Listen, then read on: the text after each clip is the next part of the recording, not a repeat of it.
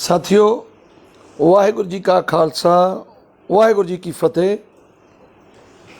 साथियों, जिवें तुहानूं पता है कि संयुक्त किसान मोर्चे की कॉल ते संसद कूच का सद्दा दिता गया सी पहला, फिर उत्थे किसानां दी संसद लगाउण दा सद्दा दिता गया और जिहड़ी 2 दिन 22 ते 23 संसद चली है, बहुत वधिया तरीके नाल एक विलखणता इस बारे नवां होया इतिहास दे विच कि एक पासे साडे ही चुने हुए जिहड़े भेजे हुए MP ने, नलायक MP मैं उन्होंने कहूँगा, वो चुन बैठे आपां, खासकर BJP वालियां नूं कहने हैं, और जिहड़े देश दे हित च, लोगों के हित च, मजदूरों के हित च, किसानों के हित च कोई हुण तिकर वधिया कानून नहीं लिया सके, कोई वधिया फैसले नहीं ले सके। उन्होंने याद कराउण लई कि किवें संसद चलाई दी है और जिहड़े बार बार सरकार अटैक करती सी कि किसान अनपढ़ ने, ये वर्गलाए हुए ने, इन्हों पता नहीं है, ये दस्सण वास्ते भी ये किसान वो ने पढ़े लिखे किसान ने, ये संसद भी चलाउणा जाणदे ने, ते हुण ये भी दस्सणगे कि भाई ये जिहड़े कानून ने इन्हां च की काला है। क्योंकि 11 वार वार्ता हुई तो उहदे विच असीं सरकार नूं हर बार हरेक मीटिंग दे विच, हर वार्ता दे विच असफल कीता, असीं सफल रहे कि कानूनां च जिहड़ियां कमियां उन्हां नूं दस्सियां गईयां कि कानून किवें काले ने। पर हुण ये जिहड़ी संसद किसानां ने लाई है, इह च एक नवीं विलखणता होर है कि जिहड़े कहिंदे ने ना कि किसानां नूं नहीं पता, मैं हुणे दसना चाहांगा साडियां मातावां भैणां, किसान भैणां, मजदूर भैणां, वो सारियां भी संसद लगाउणगीਆਂ। कल 26 तरीक नूं, 26 जुलाई नूं कल एक संसद होएगी जिहड़ी किसान औरतां दी, मजदूर औरतां दी ते साडियां मातावां भैणां जिहड़ियां किसानां दे घरां चों ने, परिवारां चों ने, वो संसद लगाउणगीਆਂ और उत्थे कानूनां च की काला वो दस्सणगीਆਂ। ये सरकार हुण जाण लवे भी किसानां दा, मजदूरां दा बच्चा बच्चा जाण चुका है कि ये जिहड़े कानून ने ये किवें काले ने। सो ये गल तां है संसद दी। दूसरी गल, जिन्ने साडे सिख भरा ने देशां विदेशां दे विच जां पंजाब दे विच जां साडे भरा जिहड़े पंथक सोच रखण वाले ने, साडे वीर, असीं भी उन्हां विचों ही हां। जे किसी आगू ने पंथक सोच वाले वीरां नूं, सिख सेंटीमेंटल नूं हर्ट किया, भावनावां नूं ठेस पहुँचाई, अपशब्द बोले संतां बारे, बेशक उन्होंने कल बाद च जबान अपनी बदल ली, गल तो बदल गए और माफ़ी भी मंगनी शुरू कर दी।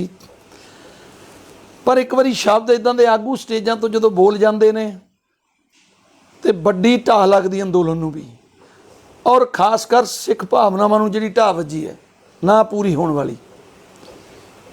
पर कोशिश की अज संयुक्त किसान मोर्चे ने, पहला 32 पंजाब दे बैठे आपां, स्पैशल एजेंडा लाया गया क्योंकि कई पंथक धिरां वालों सानूं चिट्ठियां भी आईयां सन और वो चिट्ठियां ते भी और साडा अपना फर्ज भी बनता सी, जिवें कल आपां स्टेज तो भी इहदा खंडन कीता सी। सो इसे तरीके नाल एजेंडा ला के बकायदा सरदार रुलदू सिंह मानसा नूं 15 दिन लई सस्पेंड किया गया है ताकि अगे तो अपनी जबान ते लगाम देण, इदां दे कोई भी शब्द बोलण लगे 100 बार सोचण। सो मैं ये बेनती करांगा कि साडे सिख वीर जिन्ने भरा ने, ये कदे मत समझिया करो कि सारे उत्थे कोई अलग विचारधारा दे बैठे ने।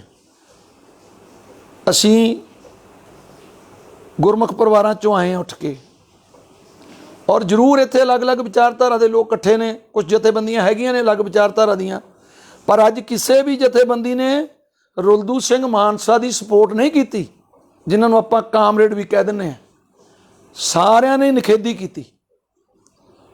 ये बड़ी गल है कि इस अंदोलन प्रति ते अपनी कौम प्रति ਸਾਰੇ ਸੰਜੀਦਗੀ ਨਾਲ ਜਾਣਦੇ ਨੇ।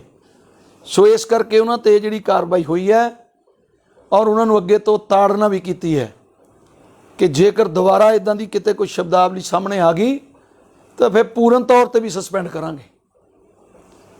ਹੁਣ ਮੈਂ ਵੀਰੋ ਇੱਕ ਹੋਰ ਗੱਲ ਆਖਾਂਗਾ, ਉਹ ਜਿਹੜੇ ਫੇਸਬੁੱਕੀ ਵਿਦਵਾਨ ਨੇ ਉਹਨਾਂ ਮੂਹਰੇ ਹੱਥ ਬੰਨ੍ਹ ਕੇ ਬੇਨਤੀ ਆ, ਉਹ ਮੇਰੇ ਵੀਰੋ ਕਿਰਪਾ ਕਰਿਆ ਕਰੋ, ਜੇ ਕੋਈ ਢਾਡੀ ਵੀਰ ਵਾਰਾਂ ਗਾਉਂਦੇ ਨੇ, ਉਹ ਸੰਤਾਂ ਦੀਆਂ ਵਾਰਾਂ ਗਾਉਂਦੇ ਨੇ, ਉਹ ਸਾਡੇ ਬਾਕੀ ਯੋਧਿਆਂ ਦੀਆਂ ਵਾਰਾਂ ਗਾਉਂਦੇ ਨੇ, ਗੁਰੂ ਸਾਹਿਬਾਨਾਂ ਦੀਆਂ ਵਾਰਾਂ ਗਾਉਂਦੇ ਨੇ, ਅਤੇ ਢਾਡੀ ਵੀਰਾਂ ਦਾ, ਕਵੀਸ਼ਰ ਵੀਰਾਂ ਦਾ ਸ਼ੁਰੂ ਤੋਂ ਗੁਰੂ ਸਾਹਿਬਾਨਾਂ ਦੇ ਟਾਈਮ ਤੋਂ ਇਹ ਉਪਰਾਲਾ ਰਿਹਾ। ਜਦੋਂ ਯੁੱਧ ਨੂੰ ਜਾਇਆ ਕਰਦੇ ਸੀ ਉਹ ਵਾਰਾਂ ਗਾ ਕੇ ਜੋਸ਼ ਭਰਿਆ ਕਰਦੇ ਸੀ। ਅਤੇ ਫਿਰ ਜੋਸ਼ ਕਿਵੇਂ ਭਰਦਾ? ਜਦੋਂ ਯੋਧਿਆਂ ਦੀਆਂ ਵਾਰਾਂ ਗਾਈਆਂ ਜਾਂਦੀਆਂ। ਅਤੇ ਫਿਰ ਸੰਤਾਂ ਨੂੰ ਆਪਾਂ ਯੋਧਿਆਂ 'ਚ ਨਹੀਂ ਗਿਣਦੇ? ਉਹਨਾਂ ਨਾਲੋਂ ਮਹਾਨ ਯੋਧਾ ਕਿਹੜਾ ਹੋ ਸਕਦਾ, ਜਿਨ੍ਹਾਂ ਨੇ ਆਪਣੀ ਸ਼ਹਾਦਤ ਦੇ ਦਿੱਤੀ ਜਾਣਦੇ ਹੋਏ? ਪਤਾ ਸੀ ਵੀ ਹੁਣ ਜਾਬਰ ਸਰਕਾਰ ਚੜ੍ਹ ਕੇ ਆ ਗਈ ਹੈ, ਪਰ ਉਹਦਾ ਟਾਕਰਾ ਕੀਤਾ, ਸ਼ਹਾਦਤ ਦਿੱਤੀ। ਉਹ ਕੌਮ ਦੇ ਹੀਰੇ ਨੇ, ਅਤੇ ਕੌਮ ਦੇ ਹੀਰਿਆਂ ਦੀਆਂ ਵਾਰਾਂ ਗਾਉਣ ਵਾਲਿਆਂ ਨੂੰ ਆਪਾਂ ਇਹ ਕਹਿ ਦਈਏ ਕਿ ਉਹਨਾਂ ਦੇ ਨਾਂ 'ਤੇ ਪੈਸੇ ਇਕੱਠੇ ਕਰਦੇ ਨੇ, ਮੇਰੇ ਵੀਰੋ ਬੜੀ ਗਲਤ ਗੱਲ ਹੈ। ਇਹ ਕਿਰਪਾ ਕਰਿਆ ਕਰੋ, ਸਗੋਂ ਜਿਹੜੇ ਹੀਰੇ ਵਾਰਾਂ ਗਾਉਂਦੇ ਨੇ ਉਹਨਾਂ ਦਾ ਮਨੋਬਲ ਵਧਾਇਆ ਕਰੋ। ਹੋਰ ਜੇ ਆਪਾਂ ਉਹਨਾਂ ਨੂੰ ਕੁਝ ਦੇ ਨਹੀਂ ਸਕਦੇ ਤਾਂ ਉਹਨਾਂ 'ਤੇ ਉਲਟੇ ਸਿੱਧੇ ਕਮੈਂਟ ਨਾ ਕਰੀਏ।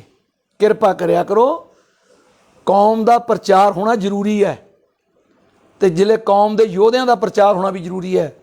ਆਉਣ ਵਾਲੀਆਂ ਨਸਲਾਂ ਨੂੰ ਭੁੱਲ ਜਾਓਗੇ ਕਿ ਸਾਡਾ ਕੀ ਵਿਰਾਸਤ ਸੀ, ਸਾਡੀ ਕੀ ਇਤਿਹਾਸ ਹੈ। ਸਾਡਾ ਇਤਿਹਾਸ ਜਿਹੜਾ ਆ ਉਹ ਹਮੇਸ਼ਾ ਕਵੀਸ਼ਰ ਅਤੇ ਢਾਡੀ ਵਾਰਾਂ ਗਾ ਕੇ ਹੀ ਉਹ ਆਪਣੇ ਇਤਿਹਾਸ ਨੂੰ ਜਿੰਦਾ ਰੱਖਦੇ ਆ। ਕੌਮ ਉਹ ਜਿਹੜੀ ਆਪਣੇ ਇਤਿਹਾਸ ਨੂੰ ਯਾਦ ਰੱਖਦੀ ਹੈ, ਆਪਣੀ ਅਣਖ ਨੂੰ ਯਾਦ ਰੱਖਦੀ ਹੈ, ਉਹੀ ਕੌਮ ਜਿਉਂਦੀ ਰਹਿੰਦੀ ਹੈ। ਅਤੇ ਅਸੀਂ ਉਹਨਾਂ ਢਾਡੀਆਂ ਵੀਰਾਂ ਦਾ, ਆਪਣੇ ਕਵੀਸ਼ਰ ਵੀਰਾਂ ਦਾ, ਜਾਂ ਸਾਡੀਆਂ ਕੋਈ ਢਾਡੀ ਭੈਣਾਂ ਜੇਕਰ ਕੋਈ ਕਵੀਸ਼ਰੀ ਦੇ ਵਿੱਚ ਆਪਣੀਆਂ ਵਾਰਾਂ ਦੇ ਵਿੱਚ ਸੰਤਾਂ ਨੂੰ ਸੰਬੋਧਨ ਕਰਕੇ ਕਹਿਣ ਤਾਂ ਉਹਨਾਂ ਨੂੰ ਆਪਾਂ ਕਹਿ ਦਈਏ ਕਿ ਸੰਤਾਂ ਦੇ ਨਾਂ 'ਤੇ ਪੈਸੇ ਕਮਾਉਂਦੇ ਨੇ, ਮੇਰੇ ਵੀਰੋ ਮੈਂ ਠੀਕ ਨਹੀਂ ਸਮਝਦਾ। ਕਿਰਪਾ ਕਰਿਆ ਕਰੋ, ਇਹ ਆਪਣੀ ਜ਼ੁਬਾਨ 'ਤੇ ਤੁਸੀਂ ਵੀ ਲਗਾਮ ਦੇਵੋ। ਜੇ ਅਸੀਂ ਰੁਲਦੂ ਸਿੰਘ ਮਾਨਸਾ ਨੂੰ ਕਹਿ ਸਕਦੇ ਹਾਂ ਕਿ ਆਪਣੀ ਜ਼ੁਬਾਨ 'ਤੇ ਲਗਾਮ ਦੇ, ਫਿਰ ਉਹ ਜਿਹੜੇ ਫੇਸਬੁੱਕੀ ਵਿਦਵਾਨ ਨੇ ਉਹਨਾਂ ਨੂੰ ਵੀ ਕਹਾਂਗੇ ਕਿ ਆਪਣੀ ਜ਼ੁਬਾਨ 'ਤੇ ਲਗਾਮ ਦੇਵੋ। ਕੌਮ ਦੀਆਂ ਵਾਰਾਂ ਗਾਉਣ ਦੇ ਨਾਲ ਕੌਮ ਹਮੇਸ਼ਾ ਜਿੰਦਾ ਰਹਿੰਦੀ, ਇਤਿਹਾਸ ਜਿੰਦਾ ਰਹਿੰਦਾ। ਵਾਹਿਗੁਰੂ ਜੀ ਕਾ ਖਾਲਸਾ, ਵਾਹਿਗੁਰੂ ਜੀ ਕੀ ਫਤਿਹ।